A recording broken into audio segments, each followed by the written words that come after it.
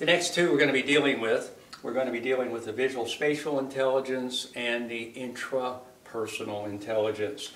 The different wheels that you see here, this one is really a fun one to do.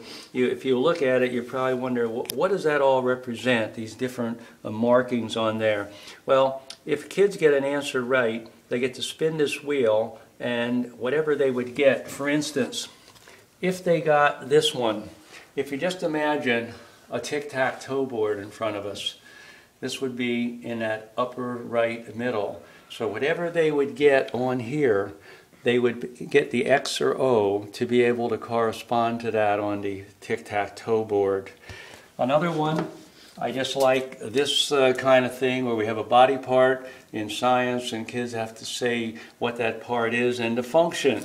The other way we could do it is we could get this particular thing come up, whatever it is, and they would have to draw it. So this is definitely visual spatial.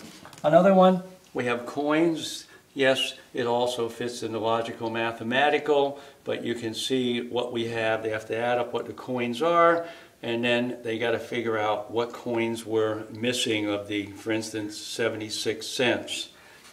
Another one, we had seen this on the verbal linguistic, but what I like about this is not only does that website of the www.busyteacherscafe.com have a lot of ideas to deal with the 7 intelligences. For instance, we have things like across and down. Write each of your spelling words across and then down. Very much visual spatial. Other things about it is just the color on a wheel like this makes it visual spatial. One final one I want to share with you. I call this the convertible. And what's fun about this one, we have pictures on here of, in this case, amphibian. Like, how is it born? How does it breathe? Name an animal that belongs to this group. Something a teacher can use in science, and then they can be studying birds. Same question. Fish. They're going to keep going. Mammals, and finally looking at reptiles. So I like this particular one. The questions are the same, but we have different pictures to go with it.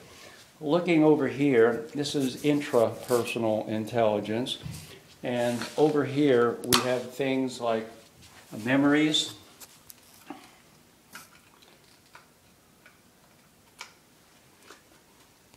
like happy thoughts. We have things like emotions. We have 2 wheels dealing with that.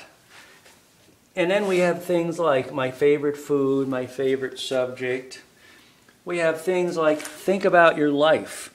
Now these are all things intrapersonal that are dealing with reflections, dealing with memories, and looking at different ways of how we set goals for ourselves. 2 other ones we have over here. We also have some other ones dealing with emotions, and an appreciation wheel. Like, I appreciate it when. So we're having a person look inside themselves and make decisions. 2 other things that I want to just share with you. I didn't show you any musical intelligence ones, but some of the musical intelligence ones that are dealing with sound, for instance, we could get a number, like we have a number wheel over here, and we could have a word that has so many syllables, and we could clap those syllables out, like if we were clapping out appreciation, appreciation.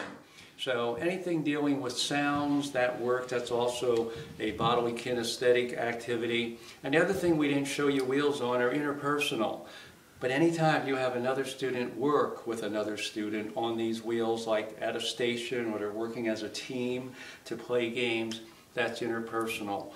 You've seen different ideas that we can use to really help students process information. Thank you.